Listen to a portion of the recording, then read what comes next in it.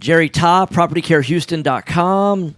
713-489-7653 is his phone number. If you want to call in and ask questions, you can call in at 713-785-1817. That's 713-785-1817. So property management. We were talking during the break, so might as well share that with the listeners that I have people come up and ask me, hey, Tom, I want to start doing buy and hold rental properties. How many properties should I have before I start hiring property management? And my answer has always been, well, if you don't have any, rental properties, you probably don't need a property manager. Right. But, when you get one, unless you're a 10 at being a property manager, then, I would outsource it from number one. I mean, you have to have at least one to have a property manager, right? Right. Yeah. And you have to have something to manage. And on the flip side, and we were just talking about, was that, you always get those individuals where, I don't really need one right now. I only have 3. Yeah, right. Until I get 20. Yeah. But usually when you're at 20. I'm not overwhelmed yet. Yeah. I'm not doing a really good job of managing my 3, but I'm not overwhelmed yet. Yeah. Like, I'm not desperate for help. Yeah, of course, like, right. My systems, everything's still working fine right now. Yeah. But when you get to 20, that's when, the cracks in the walls really start showing. I know I'm really going to be messing it up when I get to 20 because I'm not that good at it on 3. Yeah. So I'll go ahead and I'll wait. Yeah. And you sent over one of your students, one of the things I want to talk about was like putting in tenants too. It's really important. Oh my gosh. One of the most important things. And I hear all the time about, we have these minimum requirements to put in tenants.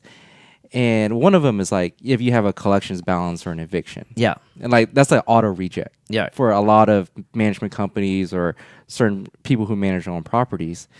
And I don't auto reject. Like this one that we just got in, he's got a $4,000 collections balance from a previous apartment. Okay. Most people are like, no, that's get out of here. Right. No, my philosophy is, okay, so you got 4,000 collections balance. Right. What I want in security deposit is 4,000 plus your standard security deposit. I want $5,500. Sure, right. What's my offer? Right. To him. So I didn't automatically reject. Right. Now that's his choice, right? Right. Yeah. And I think I kind of come down a little bit to triple deposit. Right. Which is $4,500. Right. Which is an amount that I may have the best tenant ever. Right. Yeah, because he's got a lot at risk, right? Right. And who else?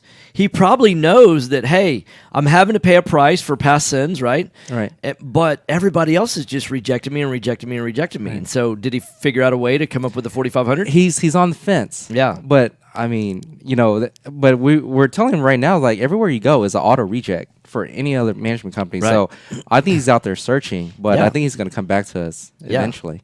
It's either that or, a bridge or a car, right? So, I mean, kind of going back to if you want to manage your own properties, that's one thing that I do with experience that over time where I don't just automatically reject people. Right. Like, we work with them like, hey, we'll give you an option here. Right. We'll take you, but everyone's approved. Yeah, there's a price you got to pay. Right. Not everyone's approved, but we work with people who have evictions. I mean, if you had an eviction 7 years ago and you've been stellar since, like, why not? You know? Right. If you're a criminal when you're 18 and now you're 40, I'm okay. If you're a criminal when you're 25, 30 at 38 years old, now 40, probably not. You didn't really learn your lesson at 25. You're still making those same mistakes at 38. Probably. Yeah. And it depends on what it is also. And so I know you do criminal background checks, you do credit, you do job verifications, that kind of stuff. So, that alone, when you look at it, tenants, like, man, I don't have the time to do all those things. No. I mean, for the $85 a month, it's like, here, you can have it. Right. Yeah. I mean, so at some point in time, you have to realize, what's your time worth? And I'm amazed. I've been talking about this more and more and more. For people to just quantify, hey, what's your time worth? At our last free event that we did on that Thursday night, I'm going to ask, you were there. There was a room full of folks, and I'm asking, hey, what's your time worth? And I would say 80% of the people in the room had, first off, never thought of that. No. And probably 95% of the room didn't have a number to know. Well, how can you ever make judgments about how you spend your time unless you know what the highest and best value of your time is? Yeah. And I kind of give and kind of just lay it on top, like, what's minimum wage? Right. So you're at least minimum wage. You would assume. Right. So, I mean, if your job right now pays you right? $20, $30 an hour, your minimum hour is $20, $30 an hour. Right. And I go back to my FedEx. I use FedEx ridiculous. Right. And a FedEx overnight label, $18. Right. So is it worth driving across town hour and a half versus spending $18 because your time, if your hourly rate was about $30 an hour? Yeah, it's the gas, it's the time, it's the wear and tear on your vehicle, it's the wear and tear on the stress, it's the risk of what if you're in an accident, you injure yourself. I mean, it's your time, because most people just look at their time alone, and what about all the other costs as well? Right. And you're like, yeah, they're willing to do that for $18 even if you had a full-time courier, you know what I mean? I mean, it's So FedEx, I love FedEx. FedEx is awesome. Rumor has it they're going to be around for a little while. Oh, I'm sure they are. Yeah. They're putting. They put a whooping on the United States Postal Service. Well, they're efficient. They are. They're between them efficient. and UPS, right? Yeah. Yeah. I mean, if you call USPS and you ask where your package is at, well, good luck. Yeah. Well, if you call them, I mean, good luck. Right? Right. Just start with that. So, I tell you who else is getting into the delivery business. If you notice, Amazon starting to deliver their own stuff. They're wearing the Amazon shirts, and we had an Amazon delivery came up just recently, and I was like, oh, you actually work for Amazon. Right. So the Amazon distribution centers are going in all over Houston. Yeah, I see that. Cutting out UPS, cutting out FedEx. I think almost anything that's delivered from the warehouse here in Houston is delivered by Amazon employees and not FedEx anymore. So they're trying to cut out FedEx also. Or UPS or whoever. Yeah.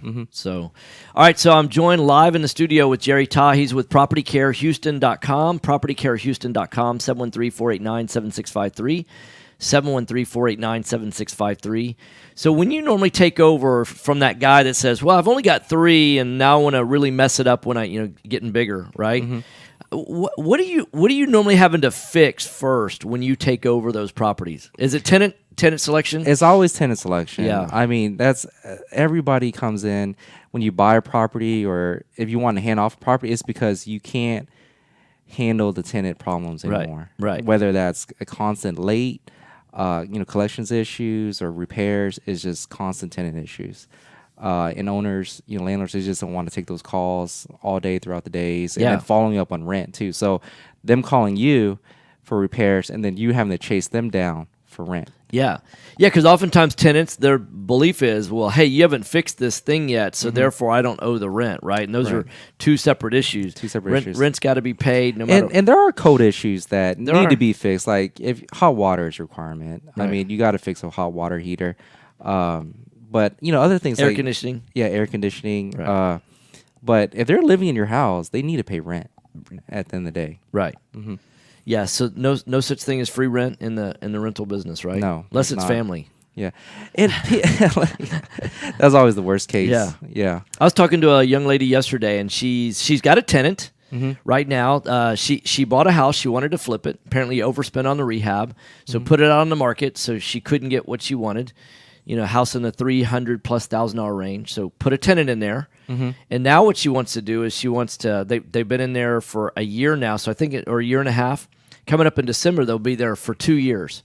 Well, she really wants to sell the property to the tenant. How often do you see that works out? I get that a lot. Yeah? And it doesn't. Because the tenants think that they've paid for the house. Of course. Some portion of it. Right. But in reality is that all my rent should count as my down payment, right? Yeah. or something. Give me some credit here. Right.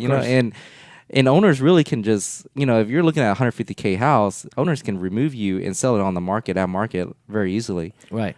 But yeah, it doesn't. So I get that a lot. But no, it doesn't. I've found that people that are renting, they're typically renting for a reason. Yeah. And so they're like, well, yeah, they were self-employed and 2 years on the job and blah blah blah. They'll be way better. And I'm like, okay. Yeah. I personally haven't seen it work all that often. No. 2 minutes. I've seen it on a seller finance play or something like that where they wouldn't qualify through traditional financing. But I was just like, well, I'm not so sure that that's going to work out the best. Yeah, and the funniest thing is always the worst ones, meaning.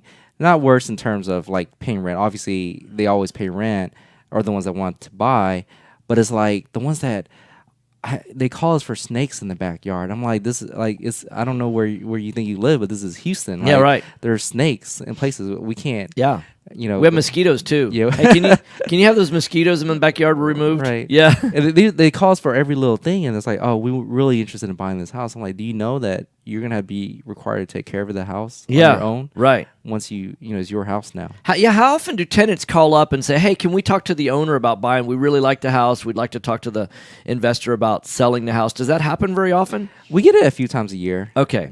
So it's not like it's not like it happens every month or anything like that. It's a couple times a year. Yeah, every few times a year. And like I said, then the owner asks for the comps. Sure, right. We send them the comps. Yeah. And then the owner's like, "Hey, tell them this." And the tenant's like, "Whoa, that's too high. Yeah. We've been living here for 3 years." Yeah.